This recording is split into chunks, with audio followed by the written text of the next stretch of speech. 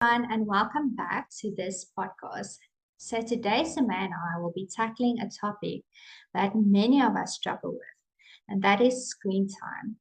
How much is too much? Does it depend on the kind of the screen? And most importantly, what does it do to a child's brain when it comes to screen time? Absolutely. And this is one of the topics where parents often feel guilty, defensive, or even both. But it's not about judgment. It's really about understanding what's going on, so we can make informed choices with regarding this screen time. So, let's start with what actually happens neurologically in the brain. So, from birth to about the age of 6, that is when rapid growth happens in the brain. So, every experience a child has forms new connections, prunes unused ones, and shapes what they will learn and who they will become. But it also teaches them how to regulate and focus on emotions. Exactly. And screen experiences can often um, influence the wiring within the child's brain, either for better or for worse. And there's a lot of components that form part of this entire process. Um, so when kids often watch a fast paced, high definition show with lots of bright colors, they can and there's flashes and there's quick scenes, then their brains are processing a constant flood of sensory input. So it's just a whole bunch of sensory input that needs to go through the brain all at once. Yes, that's so true. And I think the key part about this is that rapid, high intensity stimulation actually trains the brain of the child to expect this level of excitement constantly.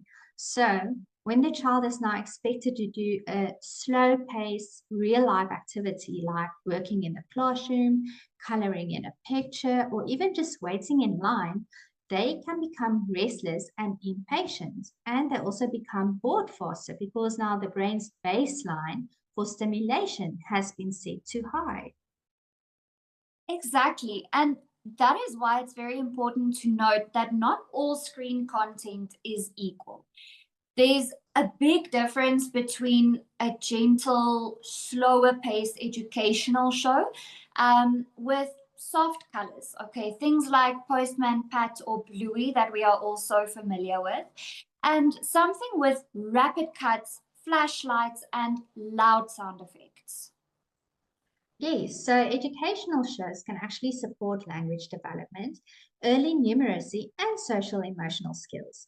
But it's really how you do it. So a lot of parents, when they come to us, they say, but yes, my child has the screen time, but it's all educational. But now the question is it age appropriate? Is it paced correctly or is it the whole time? And do they just watch it while the parent is busy? Or is there some kind of interaction with the parent, asking the child questions like, do you know what's happening? Because that is the big thing about screen time. It's a one way conversation. There's no reciprocal conversation where this person asks and that person answers. So, yes, screen time can be beneficial, but do you pause the content and have a bit of a conversation to add that element to it as well? Exactly. So it's really more of a co-viewing. It's not just the passive act of the child sitting there watching the TV, no interaction, because then it's also a matter of they get caught up in their own world. And then once again, it can cause some emotional struggles when the TV when the TV is shut off. So instead of doing that, like Cherie just mentioned, it's very important to have basically a back and forth interaction between the screen time, the parent, and the child. Um, because that is how the brain will really develop and what it needs to develop that language and the thinking skills. So pause, ask a question about what is your child seeing? What do they understand? Ask them a few questions about what they are seeing at that moment and how they understand it.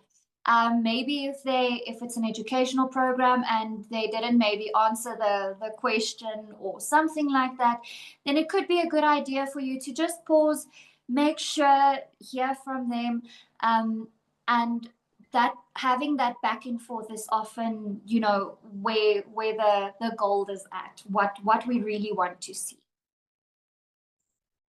Yes, Sime, I completely agree. And you mentioned softer colors, postman pats and bluey. And I think that's something very important that parents don't often realize. Back in the days when there were flashing lights, there would be an announcement to say, caution, flashing lights. But today we have all these bright, high contrast flashing lights that triggers the brain's visual processing center intensely. And this can be very overwhelming for a developing nervous system.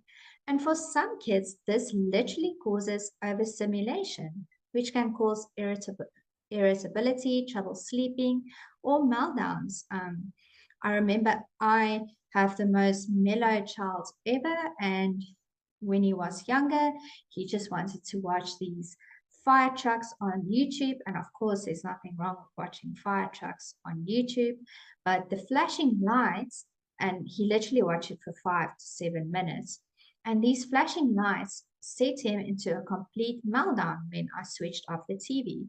So I don't think we really realize that even though our intentions are pure, and yes, what they watch is not necessarily bad, but these flashing lights and the bright white contrast is really not good for their visual processing center.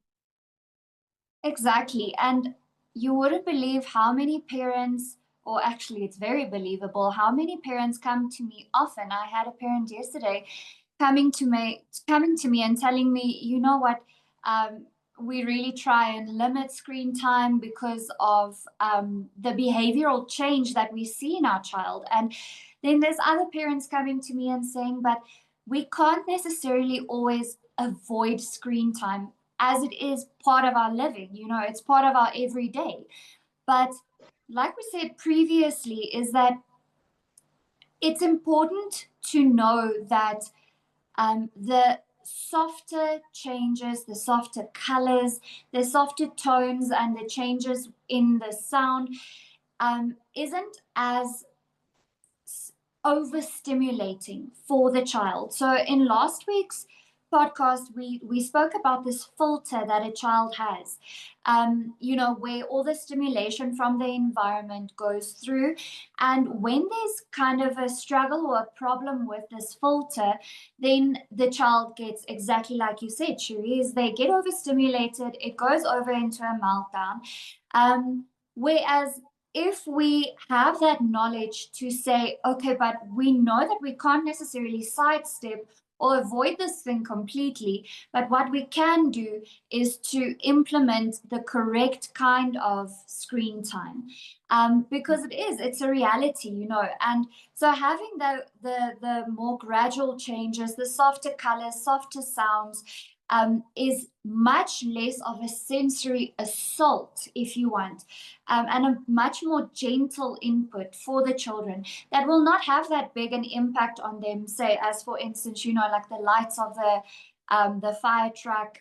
And then when you switch off the TV, it's going to be a much easier transition for your children to just go back to normal, if I can say it like that, and interact on a normal level, because then they won't have that sensory overload.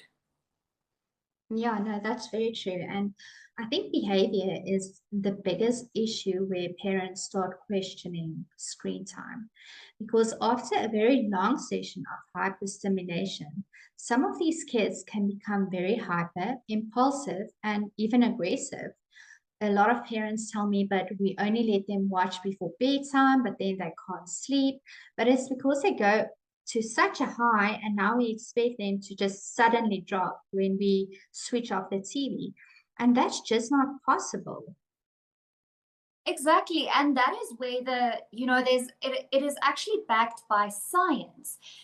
Because especially exciting screens, you know, the typical, like we just said, the flashing lights, the sounds, the more harsh colors, etc., can spike the dopamine in their brain. So that reward chemical feels great in the moment, but then once it's off, the dopamine drops. So it's like a spike in their dopamine, and then all of a sudden it drops. And the child might feel so frustrated by that thing because it's not a nice feeling to have, and they want to have that constant high. Mhm. And that is then where, when you try to interact with them afterwards, then everything is just wrong because they feel frustrated because they just had this exciting moment. And now, whatever and whoever maybe comes along the way um, is is just frustrating them and irritating them. So that is why they then get so easily irritable and frustrated. Yeah, I think that's very important to note. Not everything is a child's fault. Not all behavior that a child shows is their attitude or because of that's who they are. I just explained how my child is, in any normal circumstance, a very introverted, quiet child. But if this dopamine, if screen time becomes the main source of this dopamine, then it's really difficult for them to regulate this chemistry in their brain. And this can lead to irritability or maybe just, boredom. It can make it very difficult for them to focus on everyday things like schoolwork or playing imaginatively, playing with cars, playing with dolls. And this can really bring quite big challenges to a child's life. Exactly. And, you know, for them to know how to regulate their emotions, then, and then also for parents to face the constant daily struggle of, okay, well, you know, my child wants that dopamine high. I don't want them to sit in front of a screen the whole time. So what do I do? So it's also a challenge that um that us as parents often, you know, unin, unintentionally we set it up for ourselves. So now the question is, what can we do about it? So it's important, first of all, to know your child's age and to know the stage where they are at. The World Health Organization actually recommends that for children under 2 years, no screen time at all. Um, and then, you know, except for if it's something like video chatting with a family member or something like that, you know, that is some of the, but once again, there might not be the flashing lights, the harsh colors, the intense noise. So once again, it will not have that as big an effect on their emotional well-being as as as a very intense TV show might have. So that is why that'll be okay for them. But yeah, it's actually the World Health Organization says, like, preferably for children under 2 years, no screen time. It's, and Sumay, I always say, um, I'm also a mom, and I also like my cup of tea whilst my child watches something on TV so that I can just break for a while and not go crazy. So, if you do have toddlers or preschoolers, maybe stick to 20 to 30 minutes of calm, high quality programming. And ideally do it together so you can at least talk about it, see how much they took in, make it interactive and educational as well. Yeah, and maybe if you can balance it with plenty of unstructured play. So you can have a little bit of screen time and then go outside and have some imaginative play, outdoor movement, you know, and just that face-to-face interaction so that the child isn't in front of the television the whole day with no interaction with other people around them. Because those are really the real brain builders, you know, having that interaction, having that movement, which you can then balance that screen time out with. Yes, and definitely don't underestimate the power of these slow, gentle shows. So my kids love Mr. Bean, the animated one. It's very funny and they actually get to laugh about it and they have conversations about it. And then they also have this Dutch show that they would die for, which is called Bierman and Bierman, which is about these two neighbors doing really silly things. But the nice thing about it is there's this practical element of this is how you make popcorn and this is how you'll clean your room and things like that. So these shows might not look as exciting to us as all these flashing lights, bright colors, but they're actually giving the child's brain the kind of pace that it can actually handle, that they can process, and that they can obviously learn from. So it's not a no screen time, let's go to the extremes. There is a midway. We just need to find it and then stick to it. And, so starting to move away from demonizing screen time, and saying that it is actually completely taboo and we need to move away from it, no screen times at all, to facing the reality that screens are a part of life, in our day and age, and then having to make the conscious decisions, the conscious choices, and being aware of what kind of stimulation your child is getting. Like we said, the bright lights versus the softer lights, being aware of the type of stimulation that your child is getting to make that transition easier for them between watching some television and then turning off the television and going back to real life. Yeah, and I think what's also helped is if you can give them a timeline to say, okay, 10 more minutes of this so that they know it's not going to be a constant or an instant drop. It's going to be I'm pacing myself. At the end of the day, you want screens to be a tool. We are not going to be able to move away from it. No parent today is going to say we can't do screen time. It's just impossible. And why do we want to if there are so many educational apps and educational TV shows? And I think a lot of parents don't realize that screen time is not only television. It's the watch that your child plays on, it's the tablet that your child plays on, it's the telephone. There's a lot of things that is classified as screen time. So if we just understand how that affects the brain's development, but also how we can use it in a way that can help our child to grow instead of actually setting them back in their growth and development. Exactly. So just to wrap things up quickly, I think it might be interesting to know from everyone, what are your thoughts on it maybe? And do your kids react differently when they have screen time versus maybe no screen time or less screen time? So yeah, I just want to thank everyone for watching today, and I hope that you gained a lot of new information, and we'll see you in our next gen podcast then. Thank you, everyone. Thanks, everyone.